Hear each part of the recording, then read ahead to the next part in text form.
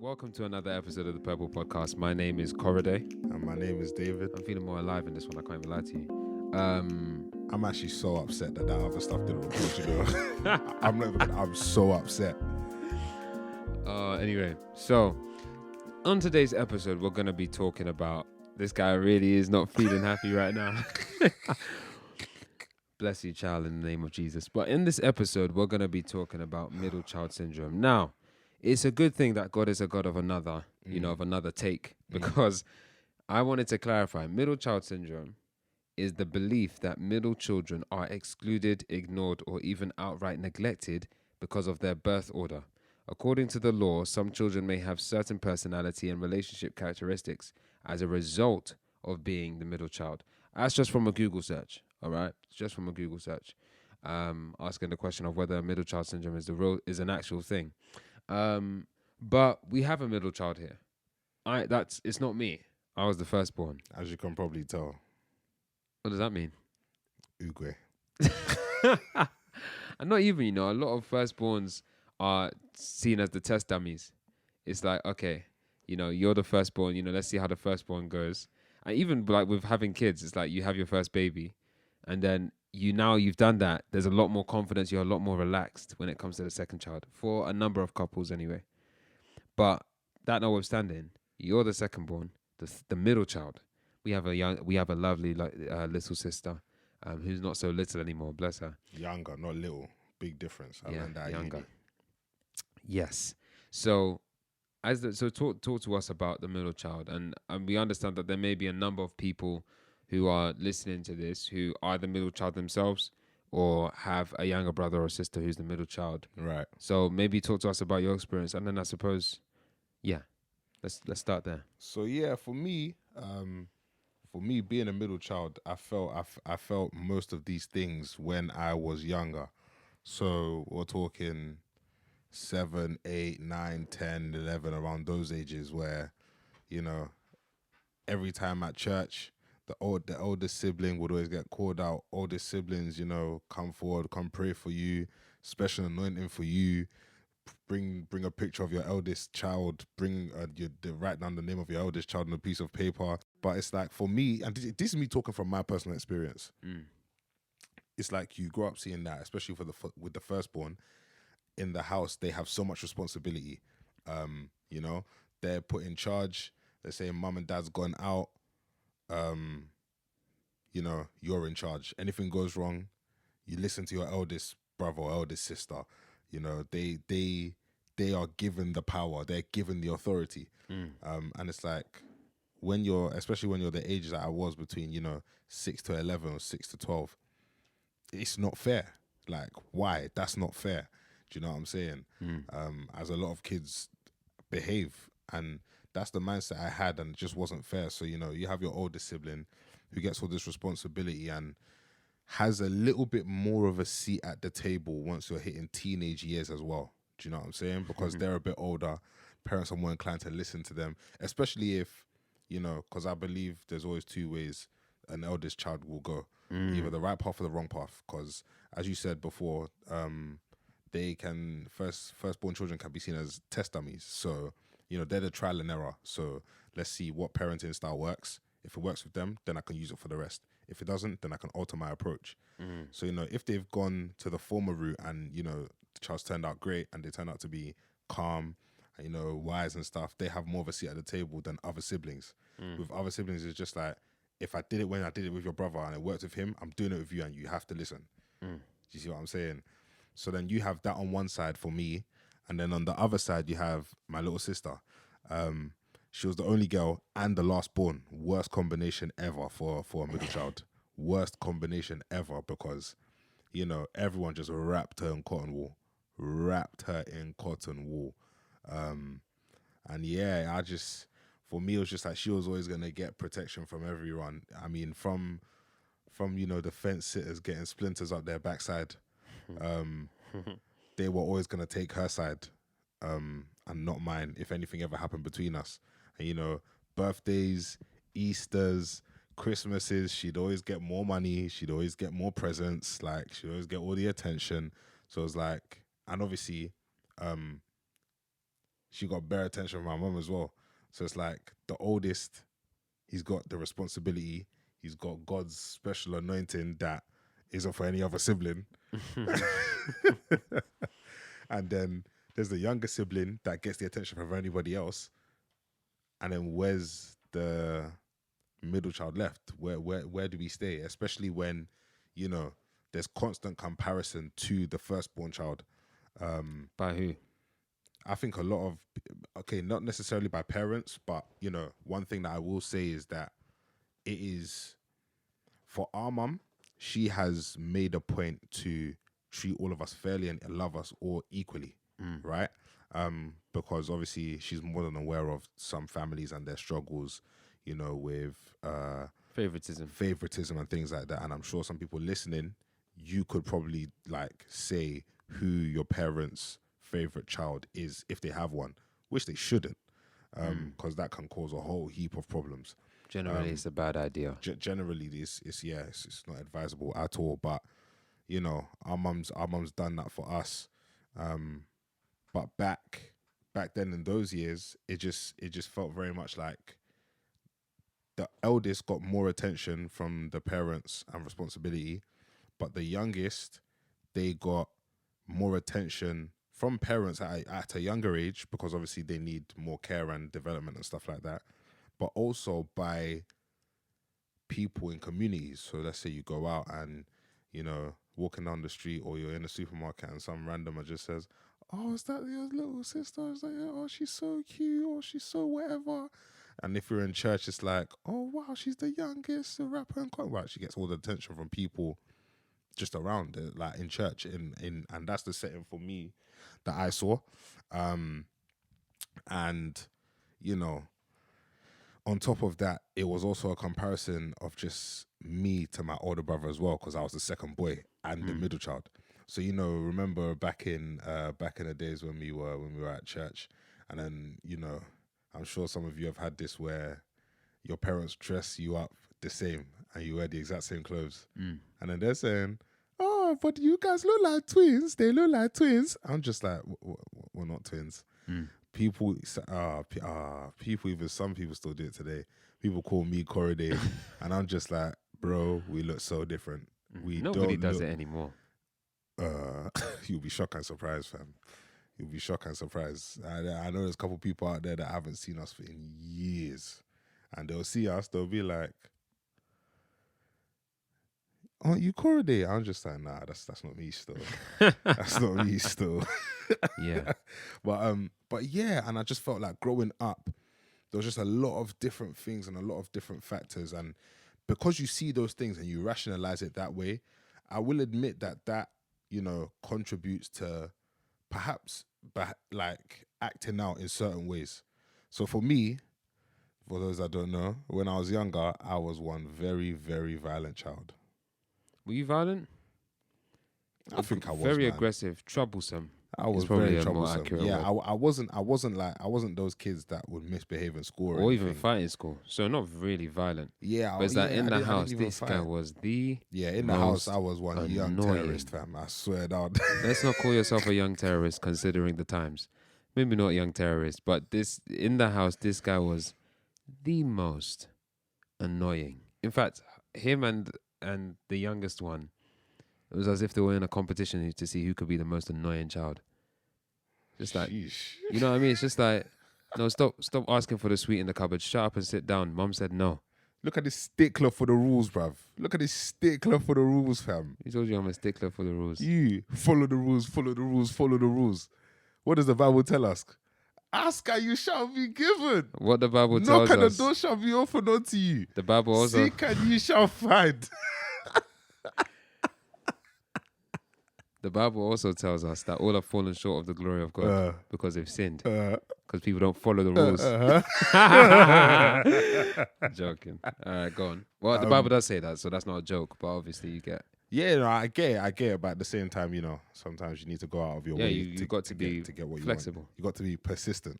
Yeah, you got to ask. Sometimes you got to bend the rules. You know what? What I don't appreciate right now is that you guys are getting the impression that I'm some like you know those like I don't want to say nerd, but like I'm some guy who's just like you're breaking the rules. You need to stop.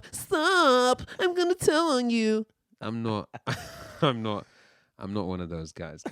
I'm not. He's giving you that impression, but I'm not. Nah, man, you're cool. You're cool. You're all right. It's too late.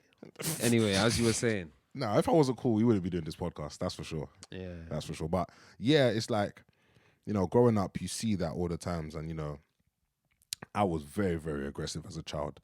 Very, very aggressive. I'm talking it was for me anyway, for the context of our family, because, thank God we have a very peaceful family. And we experience peace on a daily basis, and we are grateful to God for that. But yeah, I would just be a little gremlin sometimes. I'd just be causing so much trouble. We thank God that's not me anymore. I've patterned up. I've fixed up. Can't be you, or else you'll be in prison. Where? Do you know what it is? I don't think I'd be in prison. I just think I'd have a lot of enemies. A lot of enemies. Right. And we thank God that I don't. If you have a problem with me, that's a you problem, because I'm at peace with everyone, boy. I'm at peace with this guy. So, if you can see his face, I don't worry about his visuals dropping season teas. By God's grace. So By you're God's saying grace. that your troublemaker tendencies, because you weren't necessarily a bad boy, but it's like you were stubborn. You know what I'm saying? Nah, I was super aggressive. Like, I remember,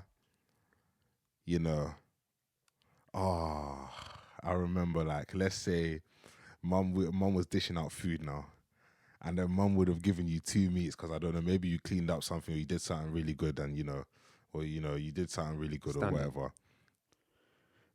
Somebody come and collect this guy, fam.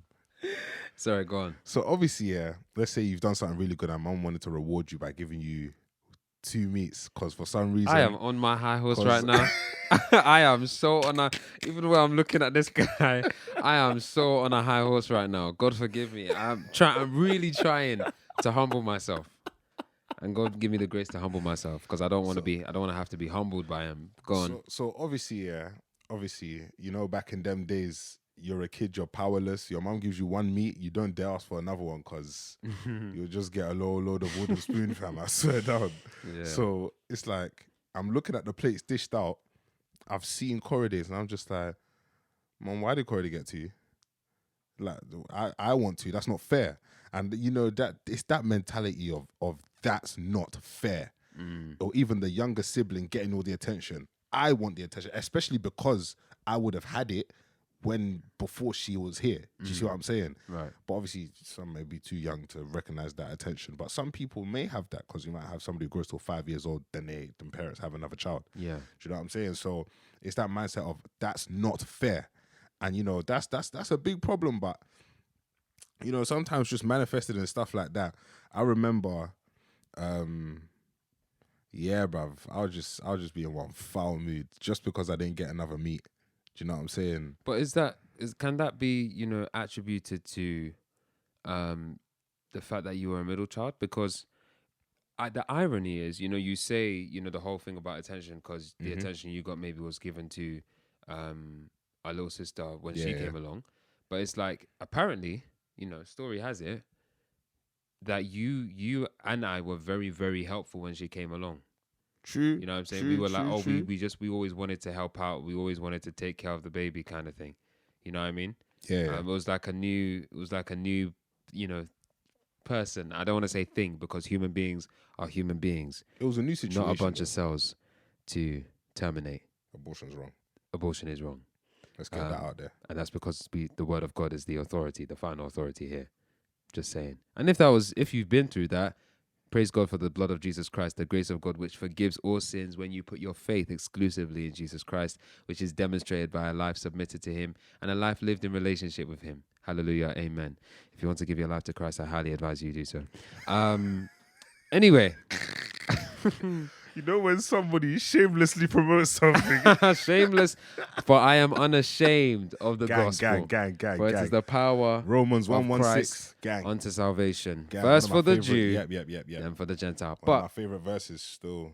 so you're really helpful. So can you say that those tendencies you had as a kid were due to you being the middle child? Or was it just because you were stubborn? I feel like it's a bit of both.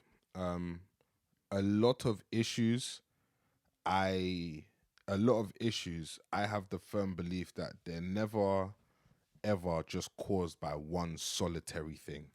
I feel like a lot of issues are a culmination of, different things, and it's built up over time. As you go along, other things latch onto it, they jump, they add onto it, and then you reach a breaking point. So I definitely think that was the case, especially for this whole middle child syndrome stuff. And like I said, this was my younger years, so everybody knows in your younger years you don't process things like you ought to. Of course, You don't reason like you should. Still a You, child. you You reason like a child. Uh-huh. You reason like a child. Great minds. First Corinthians chapter 13. So, I felt that was very much my mindset make as I was myself laugh. younger. But obviously, growing up, and even in terms of, there was another thing. This one was a deep one. In terms of being the second boy and the middle child, I felt very, very much in your shadow. Very, very much. Okay. And I felt like, that's a theme that has been, it's a theme that has been going on for years. And it was just this, like, same primary school, same secondary school, same sixth form. And it's like, you've already trod the path that I'm stepping. Do you know what I'm saying? And it's like everywhere I'm going, I'm hearing teachers talk about, your older sibling, he was this, he was that, he was all this, he was all that. Because he was so great, we're expecting great things from you. And it's like, even before I could have been my own person, they already have this image mold. of you. Do you know what I'm saying? They already have the mold. And I expected me to fit into that. Do you know what's crazy? Just before you continue, Yeah. let me chime in as the firstborn. As the firstborn, I'm looking back, Yeah. the people coming afterwards. I'm like, okay, I've showed, I've done it. This is where I went right. This is where I went wrong. Now you do that, Yeah. and do better.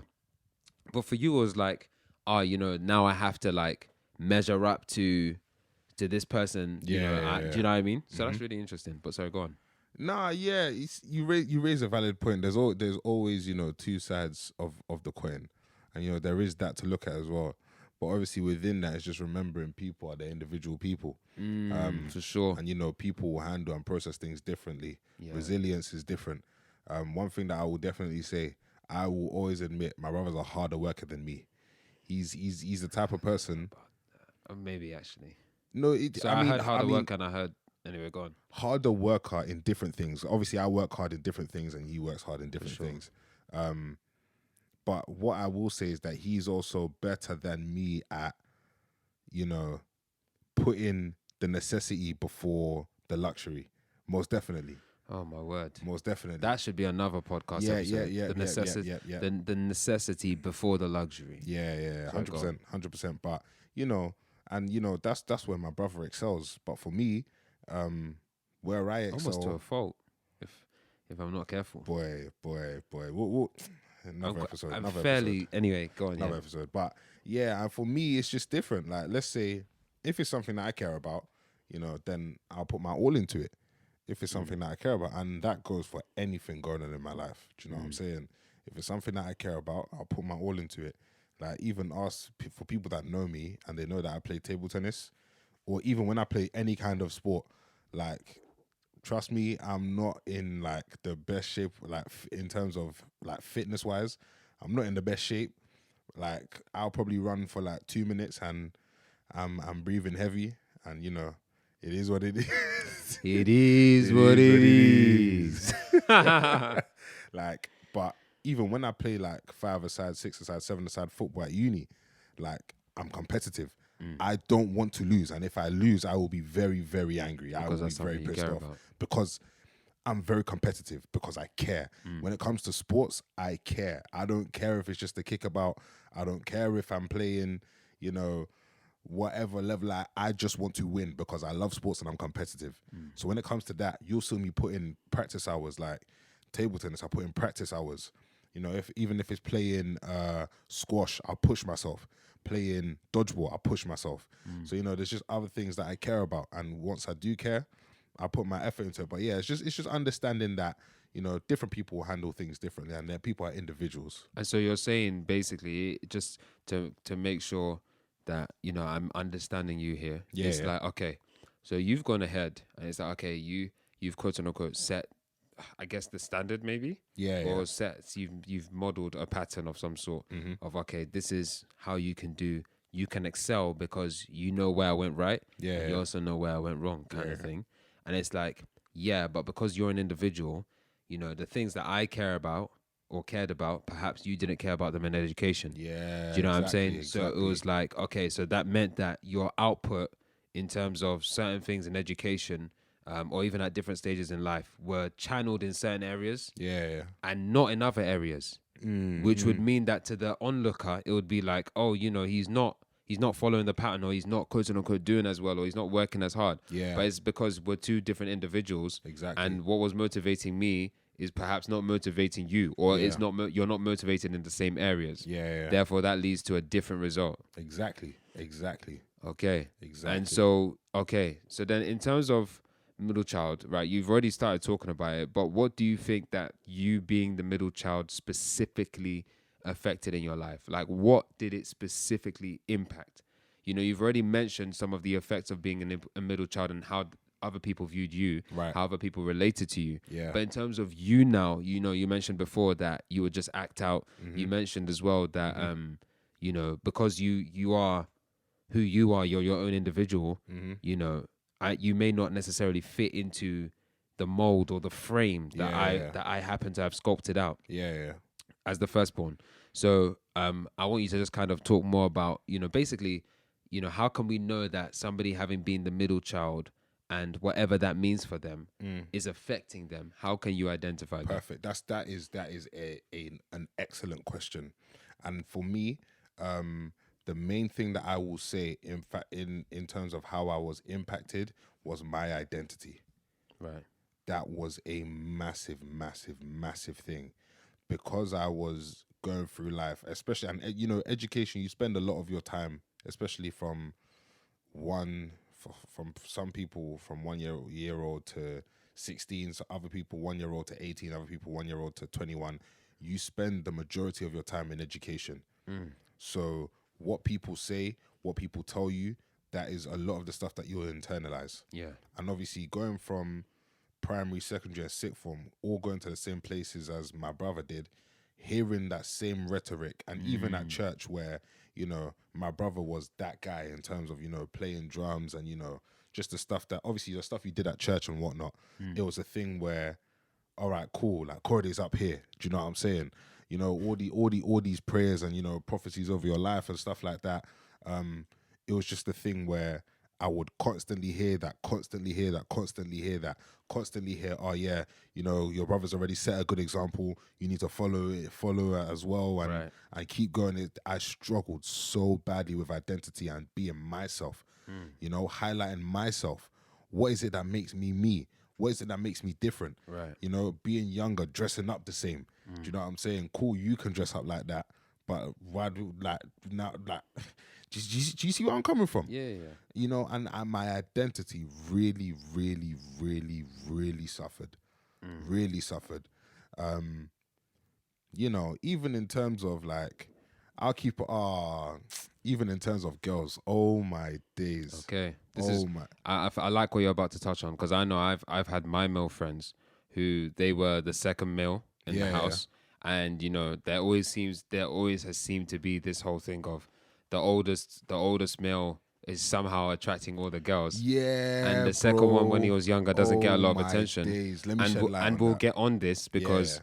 you know, when they then get to university and it's just them themselves and they're grown up and they're kind of starting to glow, Yeah. it's like, I'm getting attention. And all of a sudden there's like a loss of control where it's like, yeah, they move for gazy. yeah, do you know what I mean? Because it's yeah, like yeah. girls were never looking at me before. Now they are. It's like, I'm gonna enjoy. Like, I don't even know what the cognition is behind that. But before we get to that, go on, speak on what you were talking about with girls But yeah, so like, as a category of Yeah, how yeah, being a as middle of- child affects. so I'd say the girls definitely came under identity as well. Now let me explain how.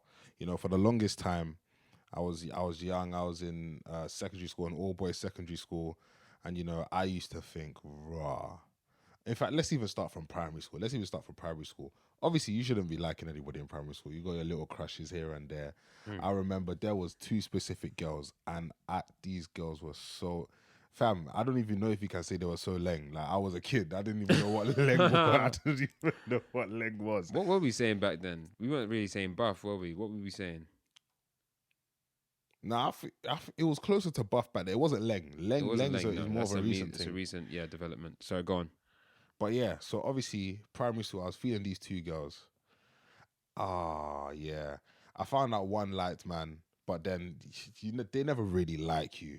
It's just they like you one day, then they like the next person the other day, then they like the next person the other day. Do you know what I'm saying? Yeah.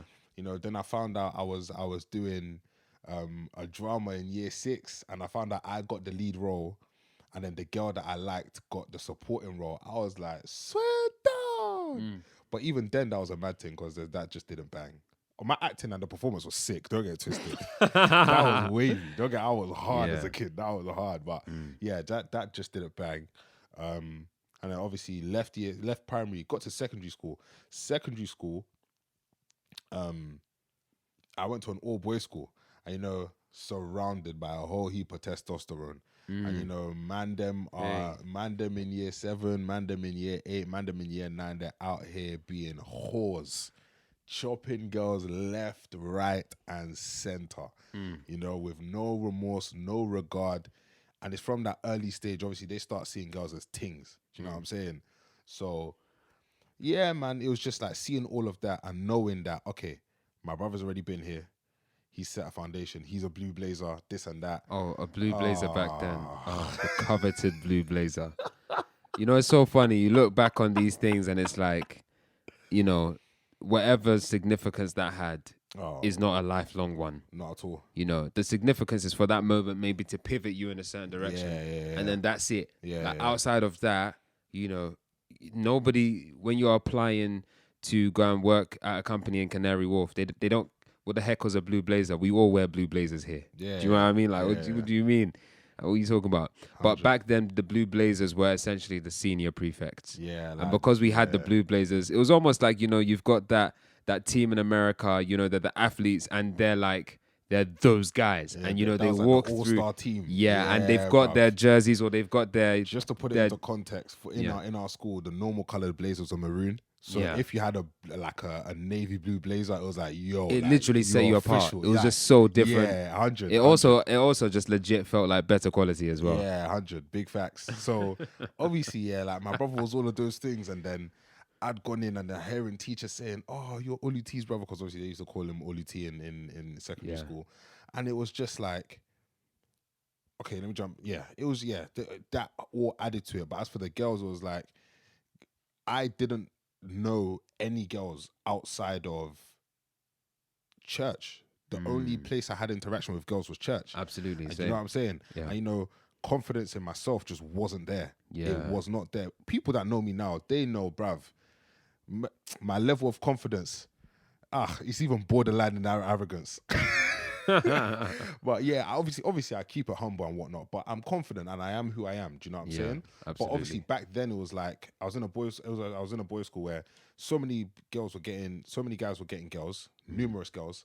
And it was like, I'm not even chilling with any girls because Nigerian mum, once you finish school, you come back home. I don't want you to roam in the streets for nothing. Yeah. I've bought you everything you need is in the house. You don't need to be on the streets. Literally. You don't need to go to your friend's house. You don't need to stay out with them for nothing. Yeah. So I didn't meet any girls, didn't know any girls, didn't do anything like that. Even at church, it wasn't like there was a great abundance of girls that were my age. So yeah, it was literally like, all right, cool. The only place where I could even meet girls or chat to girls or anything like that was church. And even church isn't the right context for moving to girls. So me... Or even making girls as friends, because we, again, unconfident, shy, you and me exactly. And it was a thing where I went a good chunk, probably all of secondary school, believing that I would never, ever get a girl. Wow. Ever. I swear to you, I genuinely believe no girl could ever love me. Ever. Wow. That's crazy. That's how bad my confidence was. I had zero confidence in myself. Or whatever confidence I was portraying was just what I showed to people outside. Inside myself, I knew how I was struggling. Do you know what I'm saying? And that just contributed towards, my own identity and, struggling. And it's like throughout all these time periods, I'm seeing my brother and he's just like girls are just onto this guy, bro. Like these drones are just onto him, cuz. Don't make it sound like that. They're man. just Come on. onto his clout, bro. And it's like, he could move. Okay, cool. There was one girl in primary school times, but that was whatever. And then there was, I'm not trying to name drop in it. I'm not trying to name drop. He's just exposing all my business. Like, no, it's cool. I'm good. So yeah, there was one like that, but that was nothing. Primary school's nothing in it. Then there's been a couple. There's been a sizable, not sizable. my bro's not that guy to just be going out with girls and wasting time. Like No. we're not on that. We're not on that at all. But obviously, the plenty of girls have shown interest in this guy. This guy says plenty. It is plenty in comparison to me. It's all relative, isn't it? But I hear what you're saying. Don't play the politician card and say it's all relative, bro. Don't do that. Don't do that. Ever the diplomat. Don't do that. go Ever on. the diplomat. But yeah, seeing this guy, and my brother, he's the type of person where if he's chatting to a girl, you don't need to hide it from me. Like we were bros, you know what I'm saying? Like he'll just say, yeah, I'm chatting to this girl or whatnot, and he'll be like, yeah, all right, cool, it is what it is. But then even seeing that, it's like, raw, all these girls are chatting to my brother. Like, I want to be able to get girls as well. Do you know what I'm saying? Because ladies, let me tell you this now. For guys to know that they can get the interest of several girls without them even putting too much effort in, and the girl just naturally likes them, it is a massive confidence booster. Massive. Because you see, a lot of guys, they'll just like to know, let's say they're not even interested in the girl particularly, but the girl says, oh yeah, if we weren't friends, I would, or if it wasn't this, I would, or like, oh yeah, I actually find you attractive, but we're friends and this and that. For a guy to hear that shoots his ego all the way to the top. Yeah. Or his confidence, you know what I'm saying? Because it tells him he's desirable. Exactly. So it was like going through, that whole secondary school phase and, just thinking that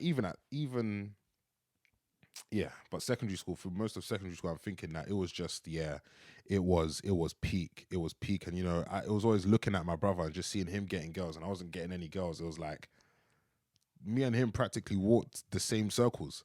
How is it this guy was getting girls and I wasn't? Do you know what I'm saying? And it was peak, bruv. It was peak. But once again, it's identity.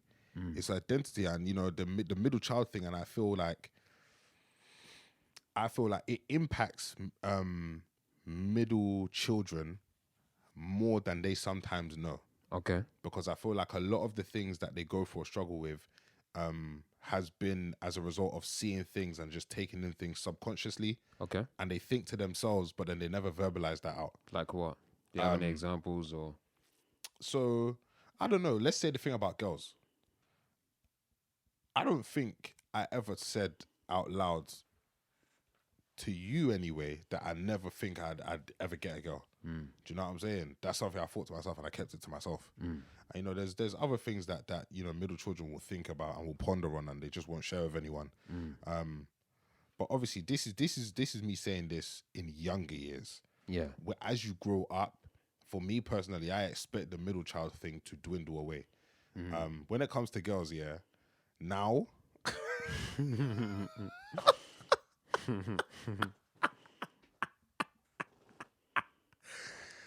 we thank God. But yeah, man, I'm good now, innit? Like I'm good. I'm Mr. Confident. Yes, I still have my insecurities and things like that, but fam, there's no confidence issues there. Like chatting to girls, that can be done.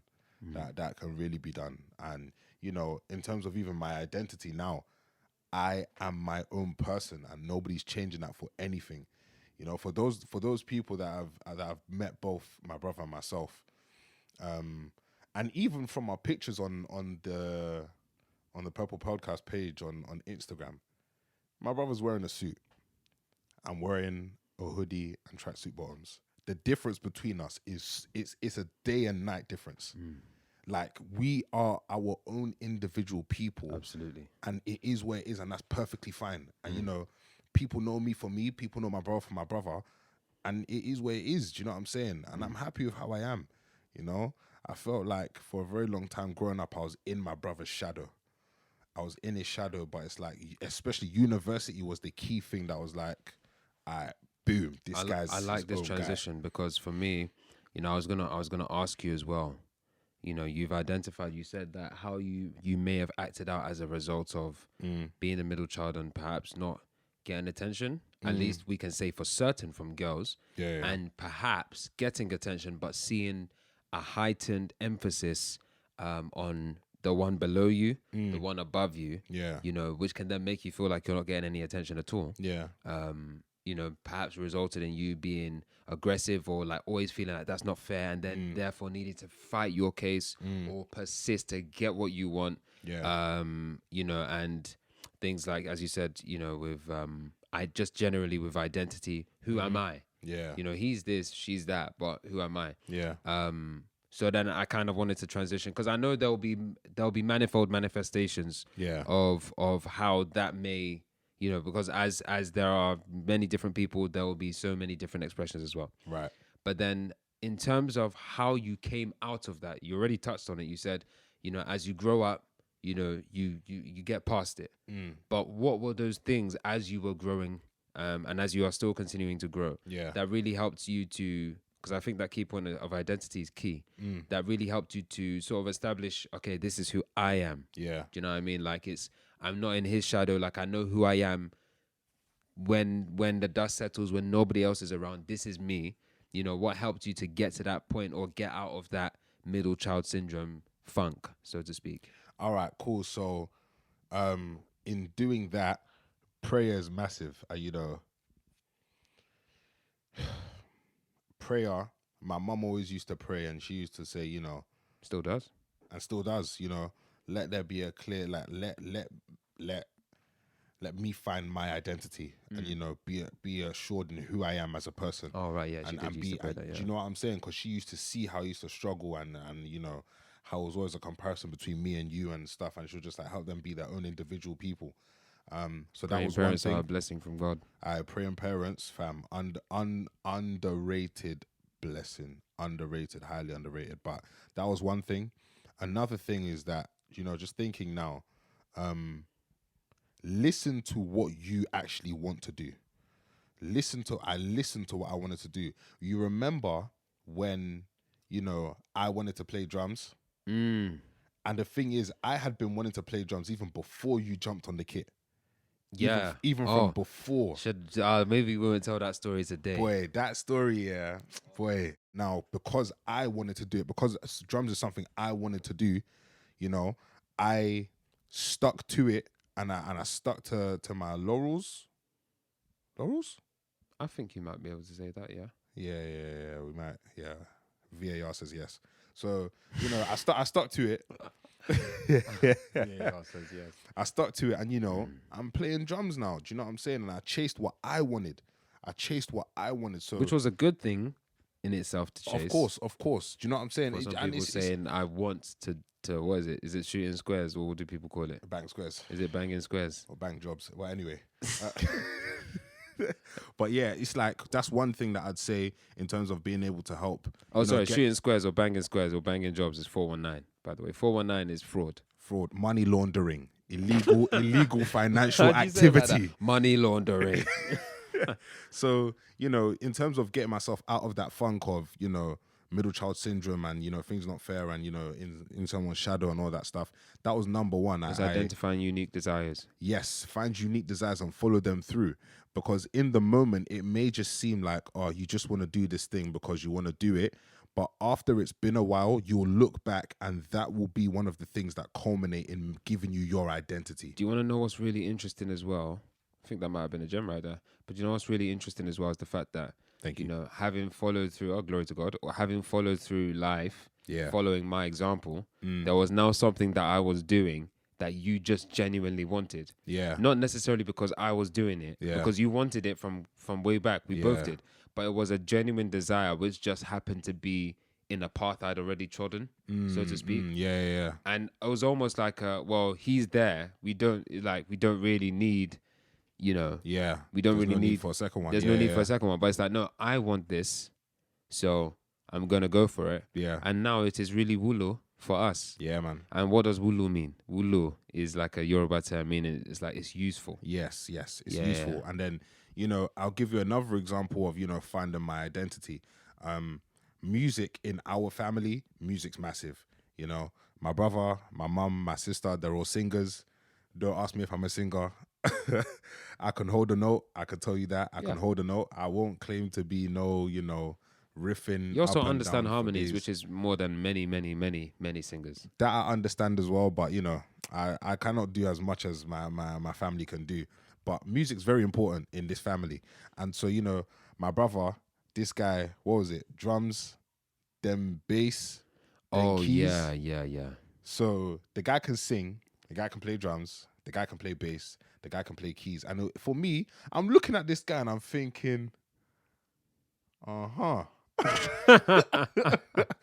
thinking, And then this is just me on one conga playing conga, fam. And obviously back then I didn't understand the importance of conga. Obviously now I love it. And that will always be my bass instrument that I started with. Sorry, in various Pentecostal churches, particularly if they're West African, particularly if they're Nigerian, the band will also have a percussion section where you've got the drums, and you've also got conga drums as well. Yes. And you'll have this instrument called a talking drum. I know you Nigerians will be familiar with it. Yeah. Ghanaians have it, but they don't use it in the same way. I thought a lot of other African countries have it, but they obviously call it different things. But, it's the same. It's the same instrument. Yeah, and the Nigerians same are the best anyway. So. Nigerians are the best at it. Just putting that out there. Argue with yourself. Trigger. Be triggered. Be triggered. So, I obviously looked at him playing those instruments, and I was just like, rah. And I can see, and again, this goes to being in his shadow. I can see him being the guy at church. He's doing all this stuff. And he's getting elevated, but it's like it's different when then I've wanted something that I've wanted something that you've already done. Yeah. Do you know what I'm saying? And then for me, I wanted to play drums, so then I played drums. The other thing that I wanted to do that was different from my brother, I saw the talking drum, and then after a couple years, I wanted to learn how to play it. And same thing. Mum would say only certain people that were born in a certain family can play talking drum and this and that. My brother was just like, oh, you can learn it, but just make sure you're serious with it, innit? So obviously I got a talking drum now, and I just got to practicing. And, I've played a couple times in my church. I'm practicing at home. And, they're giving me encouragement saying, you're getting better. Keep practicing. Keep going. And, just the things that you want to do, the things that your heart really want to do, follow those things. Do them. Do you know what I'm saying? Really, really do them. So long as they're good. So long as they're good and, they're beneficial and good for your spirit, soul, and body. And when I say for your body, I'm not talking about sex. Get your head out the gutter. I'm just it's just, as long as they're good for you and they're beneficial and they're godly, do them. Do you know what I'm saying? A final example or something else that I would say as well that helped towards my identity was understanding what I enjoyed at school as well. Because education was where I had the most comparison to you. Obviously, apart from church, it was like finding myself in education as well. So obviously, you've gone down like the more sciencey path in terms of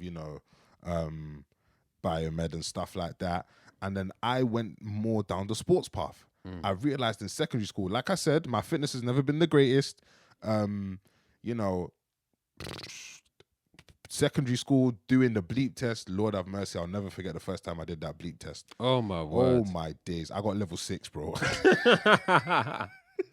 What does it go up to? It goes up to like 12. Oh no, it goes up to like 20 something. Yeah, like 20 something. And then like elite athletes, they get like, I think it was level like 18 and 19 and above or something like that. But I remember doing the bleep test. I got level 6. It showed how woeful my fitness was. Yeah, that's like still walking, no? Bruv. Or like maybe skipping. Bruv. So obviously did the whole fitness planning, and then I got level 10, and we thank God that at least that's somewhat decent. Respectable. Do you know what I'm saying? But I was nowhere near the fittest. But I loved sports.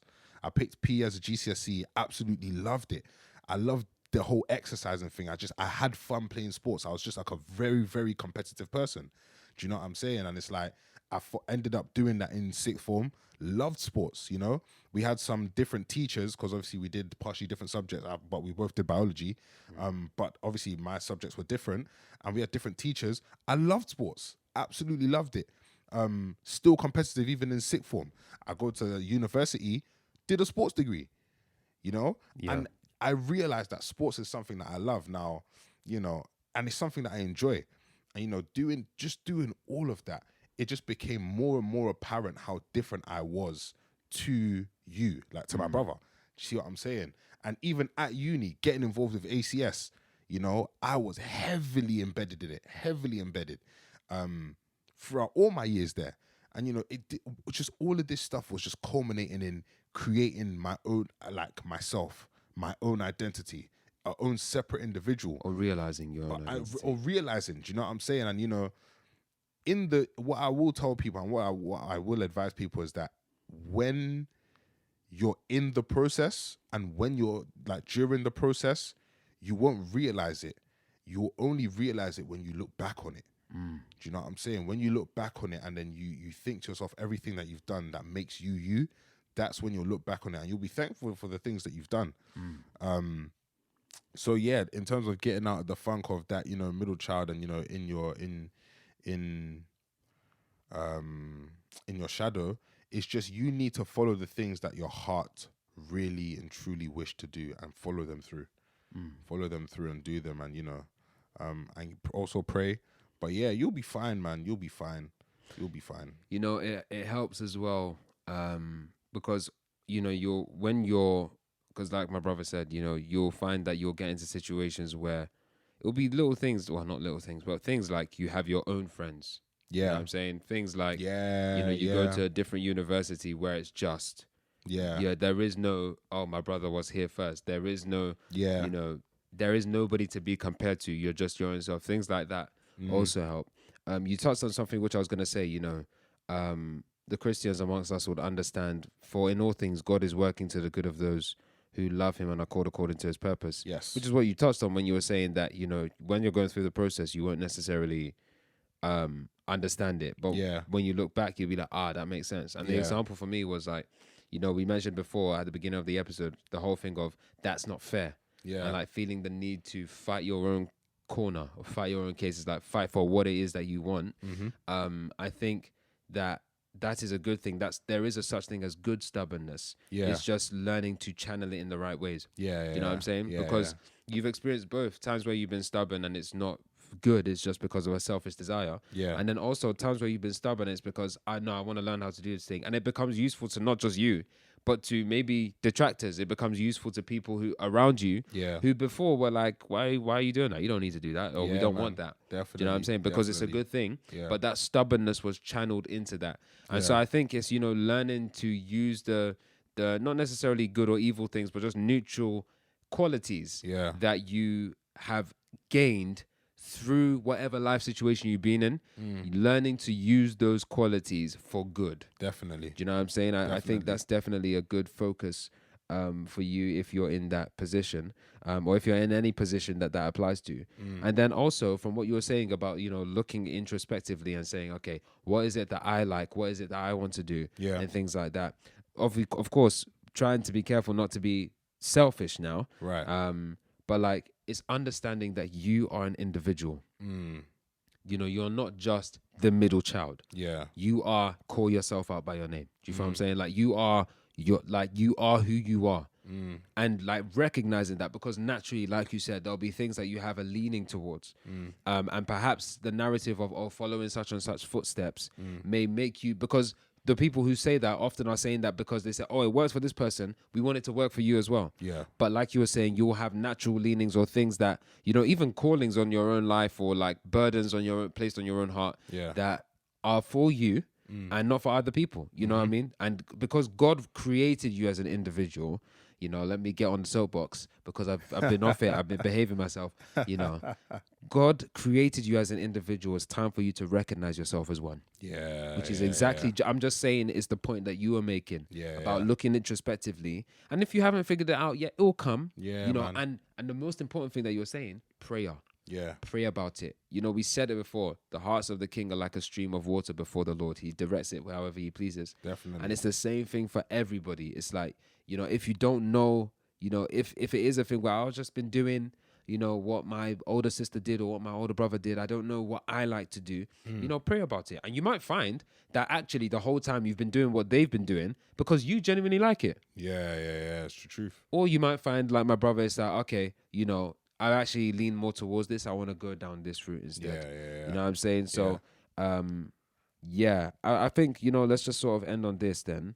You know, Sorry. oh yeah, go on. Just one thing to highlight for a lot of people. I just want to put this out there: identity never ever stops evolving. Yeah, that's it. So don't get to a point where you think, okay, you know, so you've got a good grasp on your identity. Because me, when I really look back, it's taken me 22 years. I've had to finish university, live an extra year of life just to see, and then now I'm pretty confident.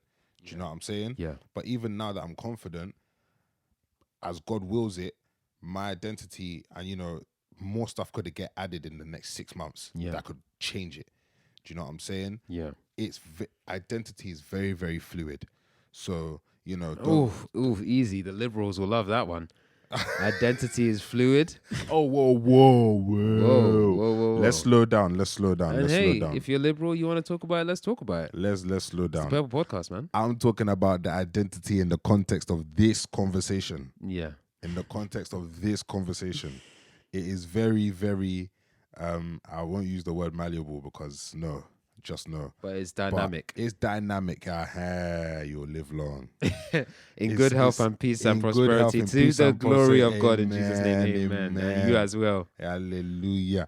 But yeah. That was good. So obviously, yeah, man, just people don't get bogged down in trying to find your identity. Your identity is the culmination of the things that you're doing today. Okay. Jem? I'm mulling it over. I'm thinking on it. Your identity. I'm not the judge. If it's blessing the people, it's blessing the people. Listen, yeah. Your identity is the culmination of the things you do today. Ugwe, you've been dropping gems on multiple episodes. Let me have this one. I'll let you have this one. Settle, my guy. But Glory yeah, to God always, man. Just remember that, man. Just remember that, innit? You see, obviously this episode was a little bit of an insight into myself, but as you wanted to say. No, I love it because, you know, I was literally gonna say, you know, what would you say to you know, those people who I'll just say this. Maybe it doesn't need bearing, it doesn't need to be said, but firstborns, you know, if you are that guy, that girl, if you are whatever you are, you know, don't, because I do want to acknowledge that sometimes there are firstborns who they make all the mistakes. And the secondborn is the responsible one. Yes. The secondborn is the truth. desired one. The secondborn is the cherished one. Shout the out you, secondborn man. is the promised child. So the middle child is the promised child. You know what I mean? Coming like Isaac. And even then, it's like, oh, I've had to pick. But even then, it's still an identity crisis of I've had to pick up his slack or her slack. Yeah. Do you feel what I'm saying? I hear you. But what I do want to say is, firstborns, whatever position you're in, you know, don't then, if there is maybe jealousy or a want from the ones coming behind you, don't rub it in. Don't make it worse. Do you feel what I'm saying? Don't do that. Yeah. I feel like that it doesn't need saying, but there you go. Just leave off on this last one. You know, what do you say to guys who are still unconfident? You know, you're talking before about girls and things like that. What do you say to those guys? Confidence. Well, number one, let's make sure that we're talking about the right kind of confidence. There's worldly confidence and then there's godly confidence. Amen. That's number one. Number two, what would I say to those guys? It's a number of different things. Number one, a lot of it is mindset and mentality. I am living and breathing proof that you can struggle with insecurities but still be one of the most confident people ever. Yeah. Do you know what I'm saying? I think generally people will agree with that. Definitely, you know. Or you'll portray Of course. as confident. Of course. But you're saying like you're actually confident. Yes, as in I'm very confident. Even all these artists that you see doing bravado, doing all of this stuff, when they go back into their houses, I guarantee you there's stuff that they worry about. 100%. There's insecurities that they have. Yeah. Do you know what I'm saying? So we are no different. We are no different. In terms of that, it's about mindset. So you need to believe that you're the guy. There is space for more than one the guy Yeah. in this lifetime. you see what I'm saying? You know, there's actually space for loads of us. So that's one thing. You need to actually believe that, yeah, you're the guy. Number two, you actually need to have source and belief in yourself, man. Honestly, personality is a massive, massive, massive thing. You know, different people have different like portray their confidence in different ways. For me, I'm a type of person I can speak to a lot of people, and you know, I can do that kind of stuff and be that outgoing person. In uni, I'm walking around with a speaker, and people always say, "You will hear me before you see me." Big man, Yeah. you will hear me before you see me. Yeah. Do you know what I'm saying? And it's like, it's just confidence of, you gotta be yourself, man. You gotta be yourself. It's a tough one because different people find their confidence in different ways. Yeah. You know, like, and confidence isn't always being the loudest voice in the room. Not at all. Sometimes confidence is just being a Silent cool, reassurance. collected guy. Shout out to the king of composure, like I mentioned in episode 1. You know, just find your confidence. What is your confidence in? Find that. That's another one. That's the right question for you. What's your confidence in?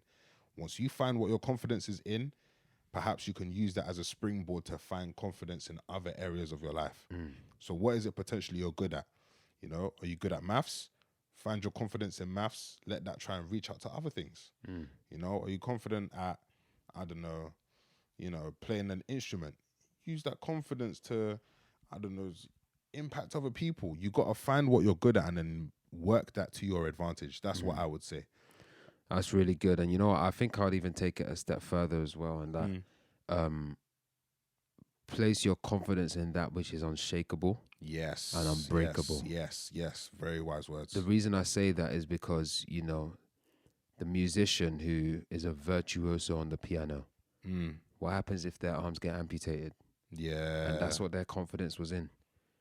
Their confidence, you know, Real rap. dropped off the day their arms were so severed from their body. You know Yeah. what I'm saying? Real rap. Where did they then find their confidence? Real rap. Or, you know, if you're, like you said, if you're really, really good at maths, because it's true, like God has placed things inside of you, and it's very easy as humans to look at those things and gain confidence from them. Yeah. And oftentimes it's because, oh, I'm good at this. And if you are good at something, praise God, use it for his glory, be good at it and be confident about it as well. Yeah. Humility is not lack of confidence. Humility is not, oh, you know, I'm just so ugly, when in actuality, we all know you're very handsome or you're very pretty.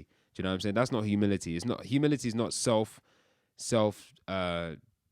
derision. Humility is acknowledgement of what you possess, but acknowledgement of who gave it to you. Yeah. That's, in my opinion, and maybe there's more to it than that, but in my humble opinion, we can at least say that is what humility is. Acknowledgement of what you have, acknowledgement of who gave it to you. Right. And so when it comes to that confidence, I would even say, you know, the step for even me, it's like putting that confidence, because it's easier said than done. But Very true. putting that confidence in the one, now I'm helping you along, in the one who is unshakable. Yeah. You know, the one who isn't, he's not going anywhere. Like, when you die, he will still be there. Yeah, I'm talking about God, Jesus, Yeah. just in case you didn't. Just to jump off of that, I feel like a lot of people know me to be confident, but don't know the reason why. Okay. Everything that I've said, it is because I've got Jesus Christ backing me. Yeah. That's the one thing that I will say, because, you know, you're just saying how place your confidence in, you know, something that's unshakable. The fact that I'm a Christian, the fact that I have such overwhelming belief and faith in Jesus Christ, His grace. by his grace, the fact that, you know, I know, and I feel that my faith is unshakable, that, and, you know, that's not going anywhere. That is my springboard to then, you know, my identity, to which my identity has been built off of. And, you know, that's why I'm so confident and I'm rooted in that. And that's why that cannot easily be taken away from me. And it won't be at all. Yeah. What the devil ain't give you, he cannot take it away. Gang, tell You him know what I'm again. saying? Devil And can suck out, fam. straight up, straight Quite down. frankly. But, and that's the other thing, like, this is one of the benefits of Christianity. It's not a confidence that comes from, you know, your works. Yes, there can be assurance and things like that, but it's a confidence that is given to you by God. It's a faith it's the gift of faith. It's given to you by God. You know what I'm saying? So, you know, that's what we just want to encourage everybody to do. You know, don't put your confidence in any man. Yeah. That man including yourself. You know, but put your confidence in God. So I think that's a good place to stay. Sorry, that's a good place to end. You know, if it was a meeting, I'll say, all right, let's bow our heads and pray. But sorry, go on. Last thing, big man thing. I just wanted to shout out everybody that's shown me any type of love, not even just for the podcast, but like for me as a person, or if you approve of me, like, and you know, you've been riding and for me and whatnot. Like, I got serious time for you. I want to shout out my Ethiopian babes. Like, she knows who she is, man. She knows who she is. She knows who she is. But yeah, she's gang as well. Oh. All my brethrens. Stop it. Stop it. But yeah, all my brethrens, all my family and that. Yeah, man, serious love. Like, you guys are a massive reason as to why my confidence is the way it is as well. So shout out to everybody like that, man. On a big man thing. I got serious time for you, man. A brother is born for a time of adversity, but there is a friend who sticks closer than a brother. Gang. So I think on that note, we'll just end off. Yeah. So yeah, again, guys, thank you for listening to this episode of the Purple Podcast, a more somber, more vulnerable, more intimate one. Yeah. But one that I think bears saying, and one that I think is necessary to hear. Because by God's grace, either we know somebody who's a middle child, or you know, we know somebody struggling with these very same issues, or you know, we're gonna have children. Hopefully, by God's grace, we're gonna have children in the future one day. Definitely. So it's good to bear these things in mind, because yeah, you might have children sooner than you expect, or later than you expect. For real. So it's just good to know. So yeah, man. As always, you can get in touch with us on Instagram at _the Purple Podcast. Yeah. Where you'll see our wonderful, beautiful, handsome faces. Gang. As well as some content from us as well. Gang. And yeah, shout out to the Purple people, the Purple Nation. Gag. As always, get yourself a little red, get yourself a little blue. Yeah. And be a part of the Purple people. Yes. My name is Korede. And my name is David. And we out. Peace. Purple.